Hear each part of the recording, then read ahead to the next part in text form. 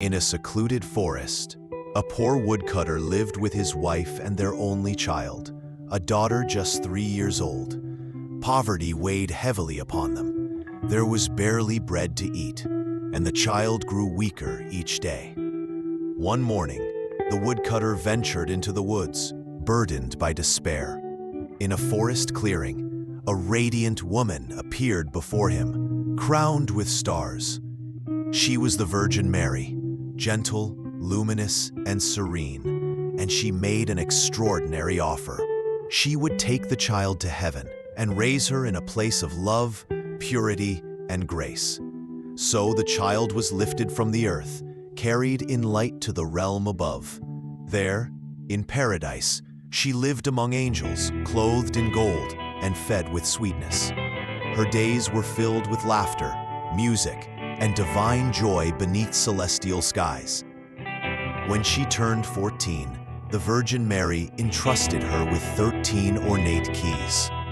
12 of these keys opened sacred chambers of glory and wonder, but one, the 13th, was forbidden, set apart by sacred command.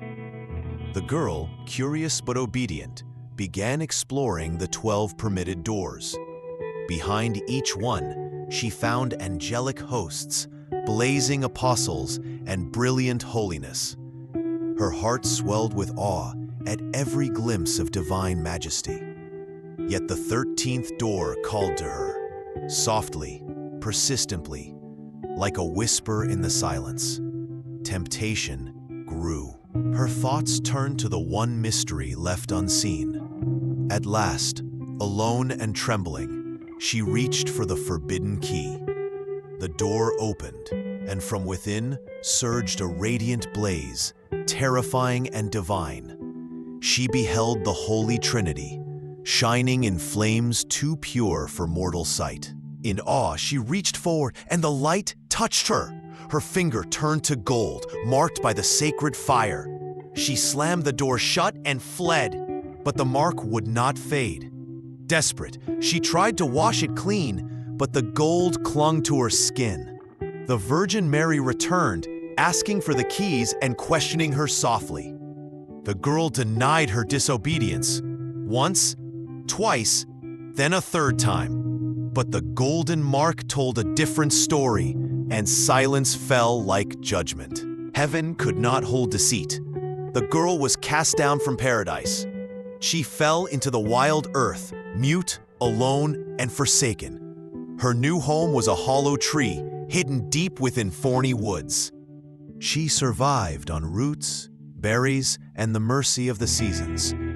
Winter came. She hoarded leaves and nuts to ward off the cold.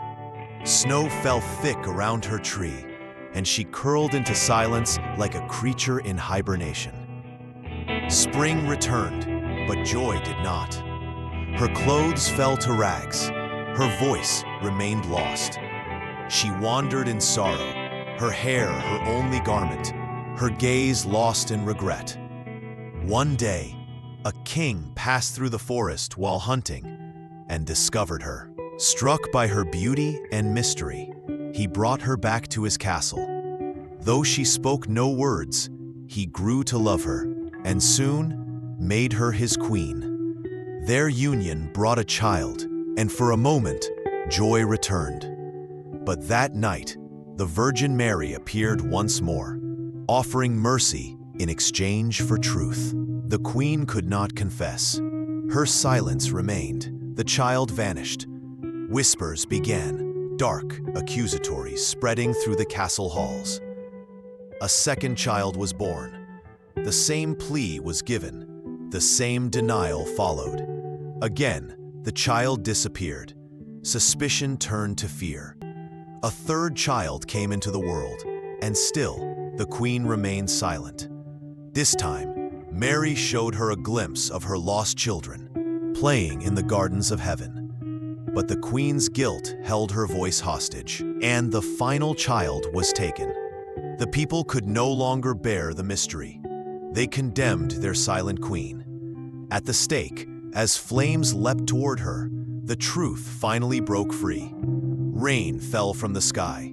The fire died, and from the heavens, the Virgin Mary descended, with all three children in her arms, offering forgiveness to the one who had repented.